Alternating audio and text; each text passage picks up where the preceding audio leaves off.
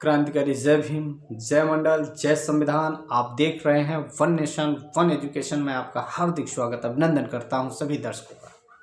साथियों, जैसा कि 2024 लोकसभा चुनाव को ध्यान में रखते हुए हम थोड़ी बहुत आप लोगों के बीच में निरंतर सामाजिक बहुजनों की आवाज़ को उठाने के लिए, उनको एक करने के लिए बीच बीच में अपनी बातों को रखता हूं, इसलिए क्योंकि हम आप लोगों से सीख करके यहाँ तक पहुँचे हैं, तो उस आवाज़ को ज़रूर हमने क्या सीखा आप लोगों को पहुँचाने का काम करते हैं।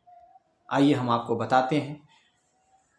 समाजवादी पार्टी उत्तर प्रदेश में एक ऐसी पार्टी है जो विपक्ष में मजबूती के साथ लड़ाई लड़ रही है, और बात पीडीए की होती है, पिछड़ा दलित अल्पसंख्यक की।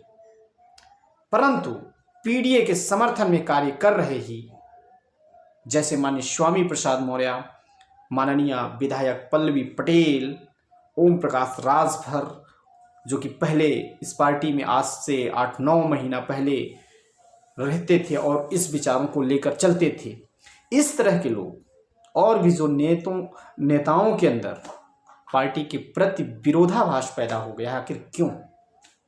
अभी दूसरी लिस्ट जारी हुई है। 4-5 सीटों पर अभी कन्फर्म रूप से प्रत्याशियों को नहीं कंफर्मेशन किया गया है, लेकिन कुछ 1-2 सीटों पे जो कंफर्मेशन हुआ है मैं उसको बताता हूँ। जैसे लखनऊ से जुड़े हुए जगहों पर मोहनलालगंज को उठाकर देख लीजिए, वहाँ पर एक सभा की दूसरी लिस्ट में मोहनलालगंज से राम गोविंद चौधरी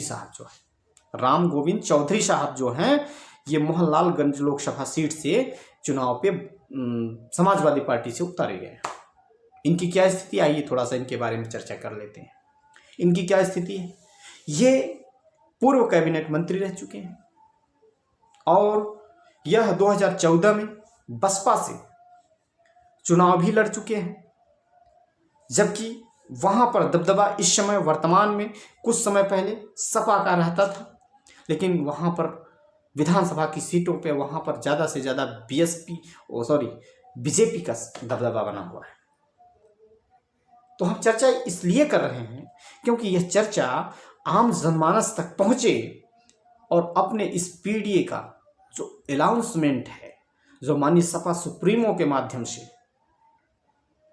जो डॉक्टर राम मनोहर लोहिया ने सपना देखा था, डॉक्टर अंबेडकर ने जो सपना देखा था, क्या वह सपना संजो करके पीडीए के माध्यम से लड़ा जा सकता है? अभी जो 3 राज्यसभा की सीटों को एक जया बच्चन, आलोक रंजन, आगरा के सुमन जी को दिया गया है, मैं आप सब लोगों से यही पूछना चाहता हूं, क्या वह कभी पीडीए के लिए, बंगाल की ब्राह्मणिन जो कि जया बच्चन है, क्या कभी पीडीए के लिए आवाज उठाएंगी राज्यसभा में? या आलोक रंजन एक वैश्य समाज से 1978 के एक आईएएस अधिकारी रहे, बैच के 1978 बैच के, क्या वह कभी पीडीए के लिए आवाज उठा सकते हैं? या फिर रामजी सुमन एक दलित चेहरा? इन सारी बातों को लेकर के जो विरोधाभास पार्टी में पैदा हुआ है, उसको हम सब लोगों को मिलकर के खत्म करना चाहिए। यह जरूरी है समाज के लिए।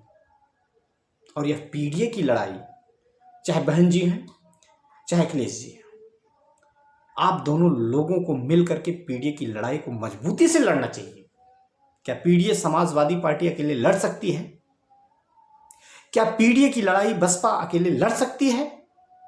या पीडीए की लड़ाई क्या आजाद चंद्रशेखर जी लड़ सकते हैं?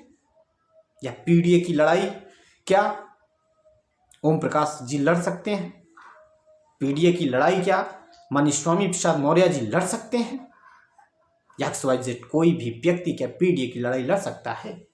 नहीं लड़ सकता, क्योंकि 46-47 पार्टियों से गठबंधन करके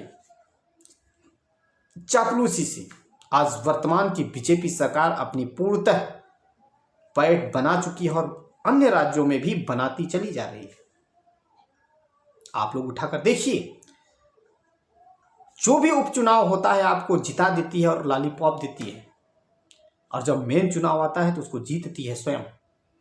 और यह ईवीएम एक ऐसा हिस्सा, ये रोना नहीं है। ईवीएम की जो लड़ाई है मजबूत लड़ाई है, और जिस दिन बैलेट पेपर से चुनाव होना शुरू हो जाएगा उस दिन यह पीडीए की लड़ाई सफल हो जाएगी, चाहे जो भी प्रत्याशी हों या सीबीसी के सारे लोग जीतेंगे। इसलिए आइए हम सारे लोग मिल करके, अगर सपा ने दूसरी लिस्ट, बसपा ने दूसरी लिस्ट या पहली लिस्ट जारी किया है, तो सबसे पहले हमारी आप लोगों की कोशिश होनी चाहिए कि ये दोनों लोग मिल के लड़ें, ताकि लड़ाई आसान हो। आप सभी को क्रांतिकारी जय भीम। मेरे विचार अच्छे लगे राजनैतिक और सामाजिक जनजागृति के लिए तो वन नेशन वन एजुकेशन के इस चैनल को सब्सक्राइब करें और जुड़ें, और लोगों को भी जोड़ें, इस विचार को जन जन तक पहुंचाएं, क्योंकि हम निकले हैं संविधान बचाने के लिए, हम निकले हैं शिक्षा को बचाने के लिए, हम निकले हैं लोकतंत्र को बचाने के लिए और आने वाली पीढ़ी को बचाने के लिए। और हमारे सामने साथियों, हमारे सामने अगर हमारे आने वाली पीढ़ी के छत के सीढ़ियों के दांड़े तोड़े जाएंगे तो मैं चुप नहीं रहूंगा। क्रांतिकारी जय भीम, जय मंडल, इंकलाब जिंदाबाद, जय भीम।